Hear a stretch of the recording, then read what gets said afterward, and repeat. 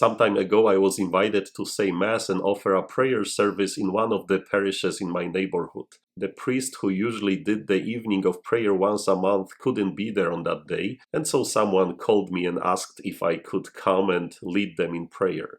I was free that evening, so I agreed to go and pray with them, which I later regretted, and I will explain why in just a moment. As soon as I arrived at that church, I was approached by several people that came to give me a list of requests and instructions regarding that prayer service. Since I had never done it before, I wanted to know how they usually did that type of devotion. Mass, homily, some prayers after Mass.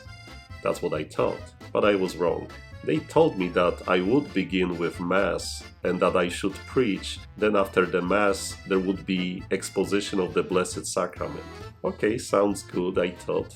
But then they said, we will say the litany to the Sacred Heart of Jesus, then a litany to the Blessed Virgin. We will have some songs in between. Then they said, you, Father, will go to the back of the church to listen to the people's individual confessions, and the rest of us will be saying a rosary. After a rosary, you, Father, will give a reflection to us, something about the Blessed Virgin Mary. Something about the Blessed Virgin Mary. And then after that, we will pray the Divine Mercy Chaplet, then you will bless us, and we will conclude with singing. You know what? That wasn't a prayer service. For me, it was a marathon of prayers. After all was over, I was exhausted. This is not right, I thought. This is not what Jesus wants from us. Welcome everyone, Father Chris. And please don't take me wrong. I am not against those kinds of prayers. They are all very meaningful. However, we can't just bombard God with everything we have without slowing down and without listening. We don't need to say all the prayers we know because we think that we should. And that's what that prayer service I did at that church looked to me. We have 2 hours, so let's say as many prayers as we can. Let's go. Martha, Martha, you are anxious and worried about many things. There is need of only one thing. Those are the words of Jesus from today's Gospel. And we read that Jesus visited 2 women, 2 sisters, Martha and Mary.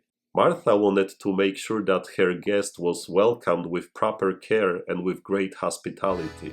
And so she cleaned her house, cooked, served the food, probably did all the dishes and made sure that Jesus had everything he needed, maybe even asking if there is anything else she could provide for him.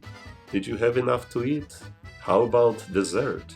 Martha got even angry at her sister since Mary didn't care about all those little things. She just wanted to be with the Lord, listening to him, taking advantage of this wonderful moment. Why should she be worried about other things? Jesus is here. At this moment, nothing else is significant. And the Lord admits that and says, Mary has chosen the better part, and it will not be taken from her. You know, I remember when I was a newly ordained priest, I was very scrupulous with my prayers, but also with the liturgy. I wanted to make sure that I hadn't missed anything, or that I didn't do anything wrong. And when I missed a prayer or 2, which I was obligated to say, I would panic, getting anxious and disappointed with myself. Similarly with celebrating the Holy Mass, I just wanted everything to be perfect, the way it was supposed to be. But if something didn't go the way I planned, again, disappointment and even anger at times. You are anxious and worried about many things. There is need of only one thing. There is need of only one thing.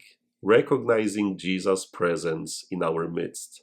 And sometimes by being too scrupulous in our prayer life, by making sure that we do everything almost perfectly and don't miss anything, we can miss the most important thing. And there is need of only one thing. See, it is easy to become like Martha, but can you be like Mary? Can you just stop, relax, contemplate on God's presence, listen to him speak? Are you able to enjoy his presence without worrying about anything else? Don't be like Martha, Be like Mary, and let's go to work. God bless you.